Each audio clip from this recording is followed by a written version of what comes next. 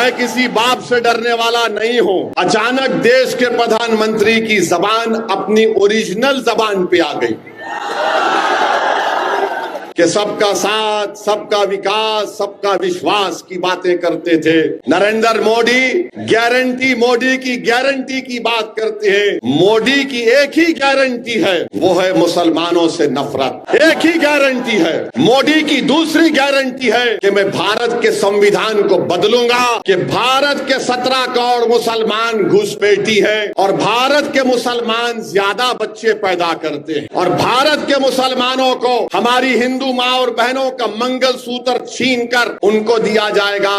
नरेंद्र मोदी, अगर आप बात मंगल सूत्र की करेंगे तो बात बहुत दूर तक जाएगी। मेरी जबान मत खोलाओ, बात बहुत दूर तक जाएगी, क्योंकि अगर तुम्हारे मुंह में जबान है तो मेरे मुंह में भी जबान है। पूरा शिजरा खोल सकता हूं मैं यहाँ पर। बच्चे पैदा कर रहे हैं ज्यादा।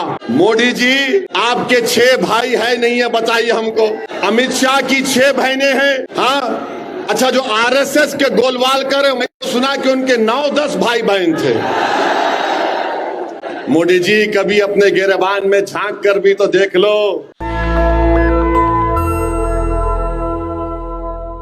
अरे आप ऐसे लोगों को चाहते हैं जो सिर्फ आपके सामने सर झुकाकर बैठे रहे। मेरे भाई, मैं आपको बताने के लिए आया हूं कि अखिलेश यादव कहते हैं कि अपनी जान दे दो और बीजेपी को रोक दो। अरे अखिलेश यादव, तुम्हारा आधा परिवार नरेंद्र मोदी के साथ बैठकर चाय पी रहा है, तुम उनको नहीं रोक पाते। तुम उनको रोक नहीं पाते और हमसे कह रहे हैं कि जान दे दो और बीजेपी को रोक दो। अखिलेश यादव, जान तो हम ही दे रहे हैं ना। बुलडोजर से घर तो मेरा ही टूट रहा है, मेरे ही पैर पर गोलियां मारी जा रही हैं, मुझे ही तो जेल में जहर दे दिया गया। मेरे हाथ में हथकड़ियां हैं, मेरे हाथ अभी सुन तो लीजिए। मेरे हाथ में हथकड़ियां हैं, मेरे हाथ में हथकड़ियां हैं। मैं एक पूर्व सांसद हूं, कोर्ट ने मुझे सजा दी। मैं 10 पुलिस वालों के साथ चल रहा हूं अखिलेश, और कोई करीब से आकर मुझे गोली मार देता है। तुम्हारी जबान से उसका नाम नहीं निकला जिसका नाम अतीक था। इस शहर के member of parliament Narendra Modi है। बताइए आप, 10 साल से मेंबर ऑफ पार्लियामेंट है। क्या नरेंद्र मोदी ने आकर पूछा कि हमारे अंसारी भाइयों के घर में कभी चिराग जलता है या नहीं जलता है? क्या नरेंद्र मोदी ने बुनकरों की सहूलत के लिए कुछ इकदाम किए? नहीं किए। क्या नरेंद्र मोदी ने, मोदी का नाम लिए तो आवाज क्यों कम हो रही?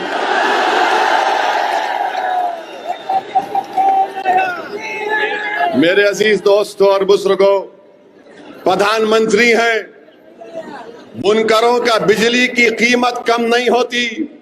अगर किसी बुजुर्ग का इंतकाल हो जाता है तो मीटर ट्रांसफर नहीं होता। बताओ, कौन सी जिंदगी में हमारे जिंदगी के कौन से शोबे में, समाजवादी पार्टी हो या कांग्रेस हो या बीजेपी हो, हमसे इंसाफ क्या? मुझे बताओ। मेरी इस बात का सोचो, मेरी इस बात को अभी जवाब मत दो।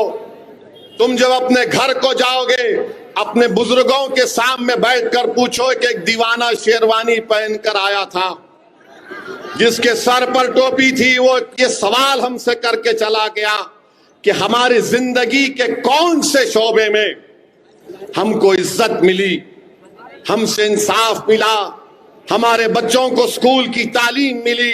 अरे बताओ हमारे अंसारी भाइयों, आपकी कौन सी औलाद मुल्क के बड़े बड़े तालीमी इदारों में तालीम हासिल कर रही है?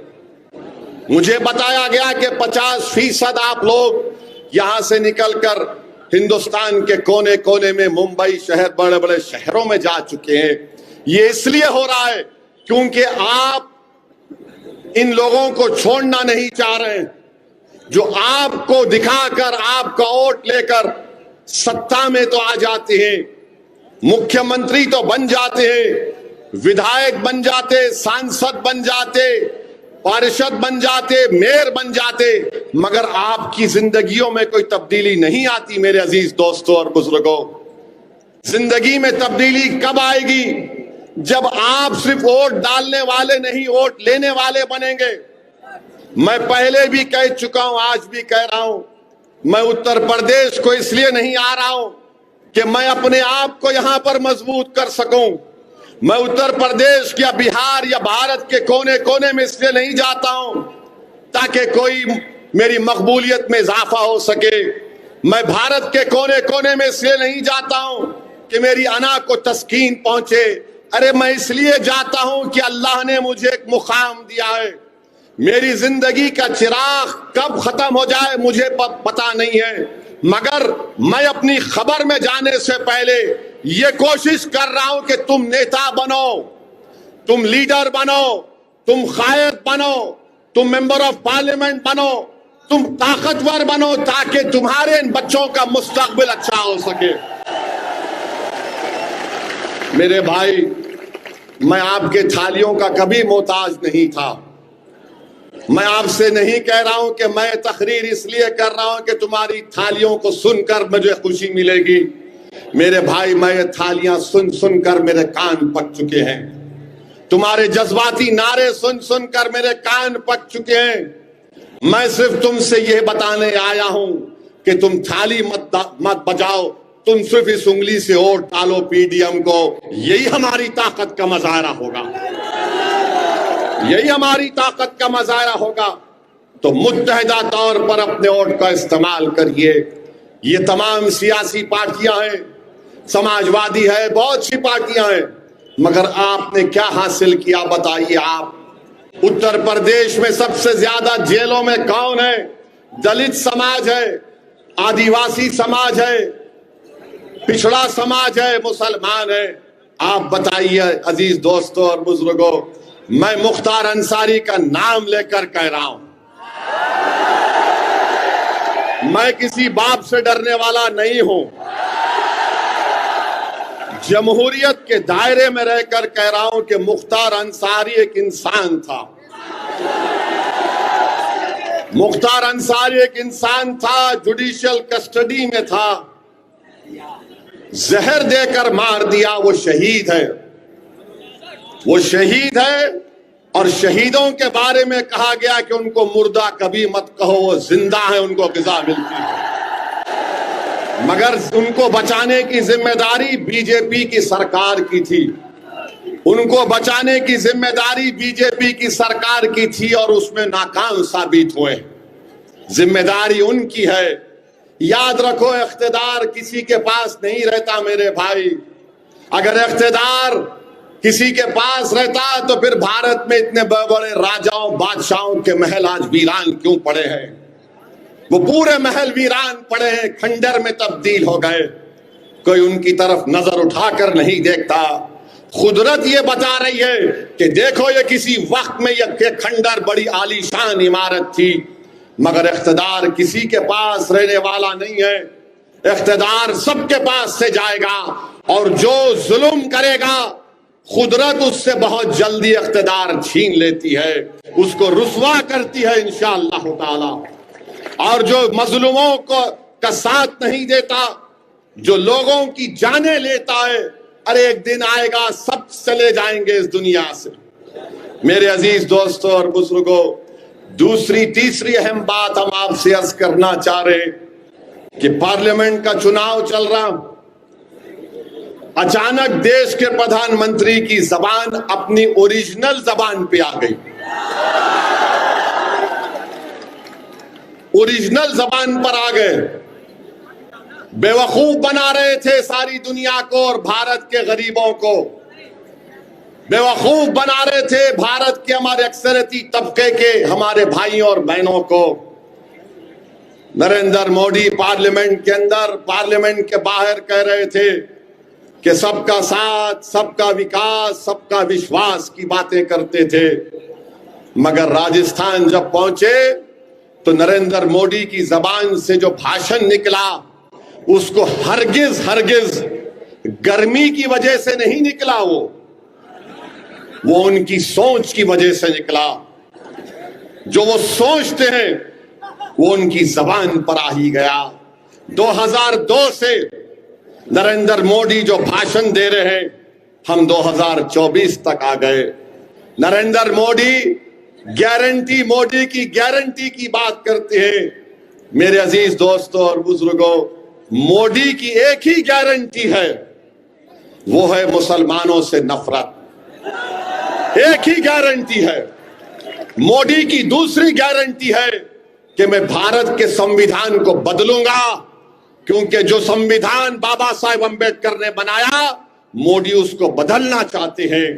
मोदी की दूसरी गारंटी, तीसरी गारंटी यह है कि ओबीसी समाज से, दलित समाज से आरक्षण को खत्म करके रख दिया जाए। याद रखो, जब पार्लियामेंट में जब नया बिल लाया जा रहा था ईबीसी के नाम पर, मैंने पार्लियामेंट में खड़े होकर यह कहा था, ये बाबा साहेब अम्बेडकर के ख्वाबों के खिलाफ ये हुकूमत काम कर रही है। तो मोदी जी की गारंटी ये है। बड़ी बड़ी गारंटी की बात करते, अरे भारत के प्रधानमंत्री आप हैं, आप पसमानदा मुसलमान की बात करते हैं ना। ये पसमानदा मुसलमान का पावरलूम किसका है? पावरलूम पर मोदी जी कभी ध्यान नहीं दिए, बिजली की कीमत पर ध्यान नहीं दिए, मगर अब मोदी जी ने क्या कह दिया राजस्थान में कि भारत के 17 करोड़ मुसलमान घुसपैठी हैं और भारत के मुसलमान ज्यादा बच्चे पैदा करते हैं, और भारत के मुसलमानों को हमारी हिंदू माँ और बहनों का मंगलसूत्र छीनकर उनको दिया जाएगा।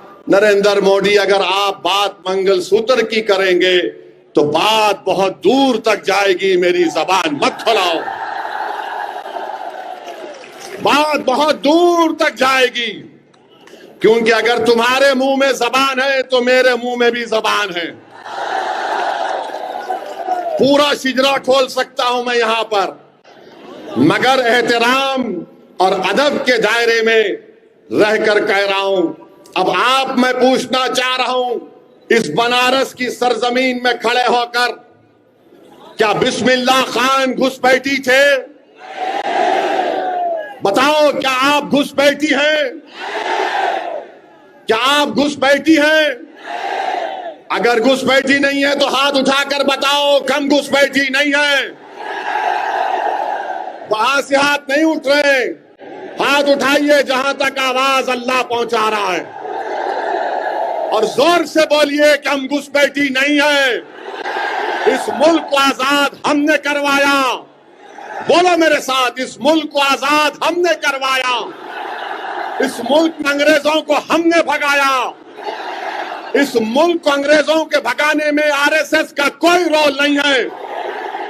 वो माफीनामा लिखते थे, हम सूलियों पर चढ़ते थे। मोदी जी, हमको घुसपैठ कह रहे हैं आप। अच्छा, आप दूसरा इनका झूठ। अरे सुनिए सुनिए, हाँ जिंदा ही है, जिंदा ही रहेंगे इंशाअल्लाह। मर भी जाएंगे तब भी जिंदा रहेंगे इंशाअल्लाह ताला। क्योंकि मौत क्या है? मौत क्या है? इंसान के जिस्म से रूह निकल जाती है, एक घर से दूसरे घर को मुंतकिल होते। हम फना नहीं होने वाले आए मोदी जी।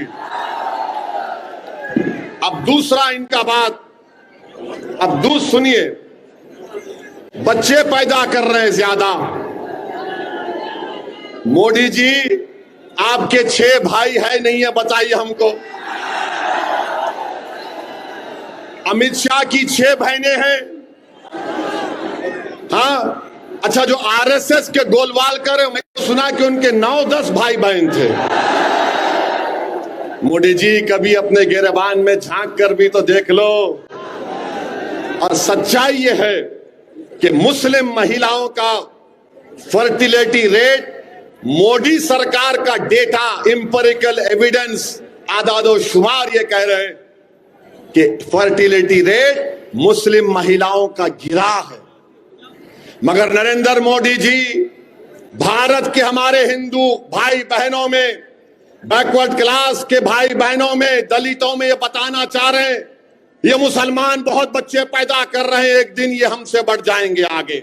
मोदी जी आप ओरिजिनलिटी पे आ गए अपने, आप धोखा दे रहे थे। मैं सबको साथ लेकर चलना चाहता हूं, मैं विकसित भारत बनाना चाहता हूं, मैं तीसरी बड़ी इकोनॉमी भारत को बनाना चाहता हूं। मोदी जी आप शुरू से यही चाहते थे कि यहां पर हमेशा इस देश में हिंदू और मुसलमान लड़ता रहे, गलत फहमियां बढ़ती रहे, नफरत की दीवारों को खड़ा कर दिया जाए, और नफरत की दीवारों को खड़ा करने के बाद आप अपनी सियासी रोटी सेकना चाहते हैं। मगर याद रखो नरेंद्र मोदी, ये देश का हिंदू, ये देश का दलित, ये देश का पसमानदा, इस देश का मुसलमान, इस देश का पिछड़ा सब जान चुका है आपने 10 साल में कुछ नहीं किया। अरे अगर कुछ किया होता तो गरीब के बेटे के पास, बेटी के पास नौकरी होती। बताओ नौकरी मिली आपको? कितनों को नौकरी चाहिए? हाथ उठाओ जरा, ये टीवी वाले कैमरा पलटाओ, दिखाओ आपके पप्पा जी को, इतने हाथ उठे हुए हैं जिनको नौकरी चाहिए। मीडिया नहीं दिखाएगा क्योंकि उनको अपनी नौकरी प्यारी है। तनख्वाहें कम हो चुकी हैं, बच्चों के लिए फीस देने का इंतजाम नहीं है। मेरे भाई नरेंद्र मोदी ने क्या किया, और एक बात सुन लीजिए, मोदी जी ने देश के आज हमारे देश में 5% लोगों के पास 60% देश की दौलत है। कितने? 5% लोगों के पास 60% दौलत है। देश के प्रधानमंत्री इस पर खुश होते हैं, इस पर खुश होते हैं। मोदी जी, क्या आपने भारत के संविधान की डायरेक्टिव प्रिंसिपल का आर्टिकल 39 को नहीं पढ़ा आपने?